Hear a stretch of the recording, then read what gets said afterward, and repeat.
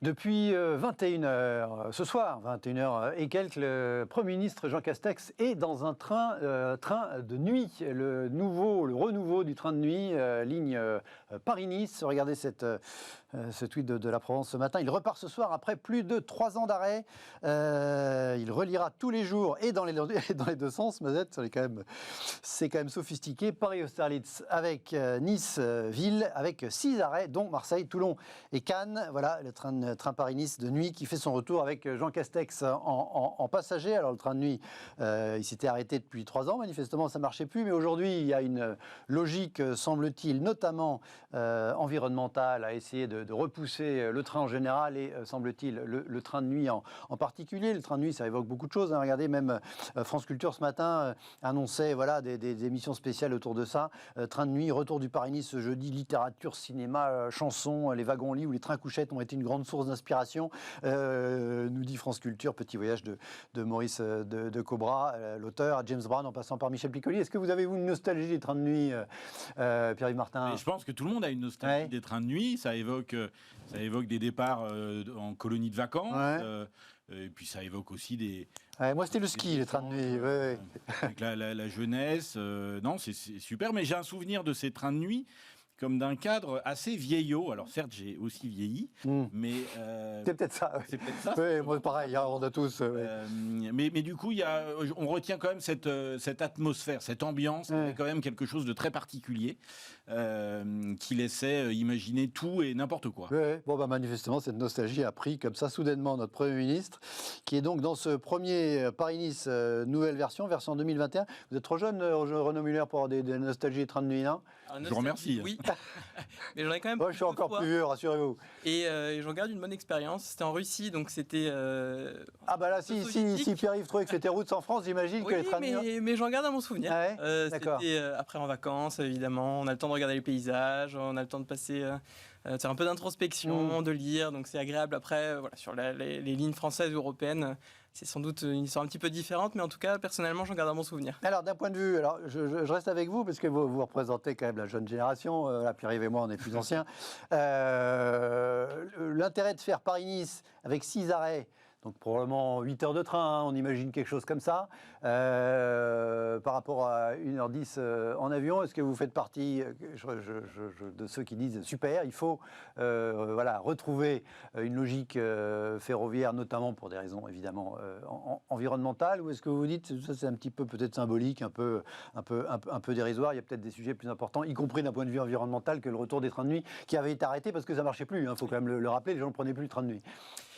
Alors, je pense qu'effectivement, d'un point de vue environnemental, c'est une piste intéressante à creuser. Après, il me semble que les trains avaient été arrêtés, notamment parce qu'ils étaient trop chers.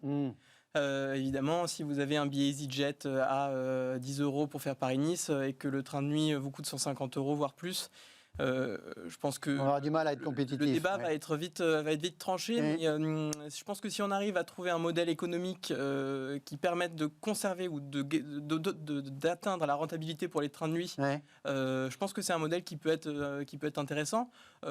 Et effectivement, si les wagons ont un minimum de confort, je pense que c'est intéressant parce que vous partez le vendredi soir, vous arrivez le samedi matin, vous n'allez pas vous rendre à l'aéroport le vendredi soir, du monde sur la route. Ah oui, sur le papier, ça a plein d'atouts. Sur le papier, je pense que ça peut être séduisant, effectivement, mais modulo cette contrainte budgétaire, je pense qu'il va être potentiellement un gros frein à l'utilisation des trains de nuit. Bon, on imagine qu'ils vont faire des efforts sur les tarifs. Pierre-Yves, au-delà de la question de nostalgie, sur la pertinence de tout ça, vous dites c'est anecdotique ou vous imaginez que ça... Non, je crains que ça soit un peu anecdotique.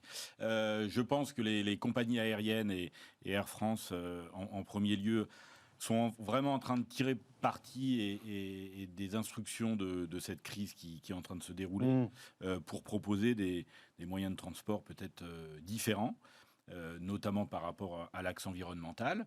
Je pense aussi effectivement que le Paris-Nice, il est complexe parce que Paris-Marseille en TGV, c'est 3 heures, c'est formidable. Mais Paris-Nice, c'est 5h30, je crois. Parce qu'entre Marseille et Nice, c'est... 2 jours, pas en train de nuit. Je pense qu'en train de nuit, c'est un peu plus, mais 2 jours, Du coup, effectivement, peut se poser la question. Je pense que c'est juste un effet de mode et que ça va évoluer parce que les éléments de modélisation économique ne sont pas réunis pour que ça marche subitement. Les gens ne vont pas partir le soir, prendre un train de nuit. Et puis il y aura toujours des Paris-Nice en avion, parce qu'effectivement, ce n'est pas les 2h30 de train qui justifieraient l'arrêt des lignes aériennes dans le cadre du plan de relance, bien sûr. Bon, vous n'avez pas réservé tout de suite, quoi, en résumé. Attendre un peu. Ni l'un ni l'autre. Alors du coup, tiens, un commentaire, vous nous disiez, Air France, l'aérien fait des efforts. Ouais. On a eu, c'était hier ou avant-hier, le premier vol transatlantique Air France avec 10% de biocarburants issus de recyclage de l'huile de cuisson. Ouais. Alors, là aussi, pour un démarrage, c'est anecdotique, mais ce que vous nous dites, c'est que vous voyez plus d'avenir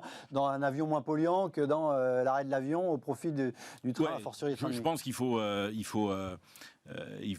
garder en tête toute la magie et tout le potentiel du secteur aérien. Toute la magie parce qu'un avion, c'est magique, c'est extraordinaire, c'est un moyen révolutionnaire de transport. Et puis parce que depuis un an, les groupes aériens et les constructeurs ont mis en place des réflexions, des chantiers pour faire évoluer, justement. Ce qui est intéressant par rapport à notre sujet ultérieur, c'est que la France a conditionné un soutien financier au groupe Air France-KLM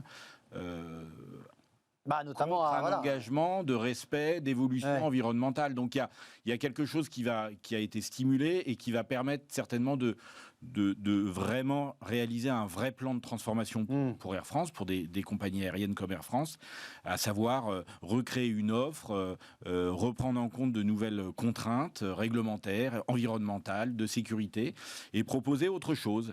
Donc la transformation, ça peut être violent. Les programmes de transformation, comme on peut les accompagner chez One Man Support, c'est violent.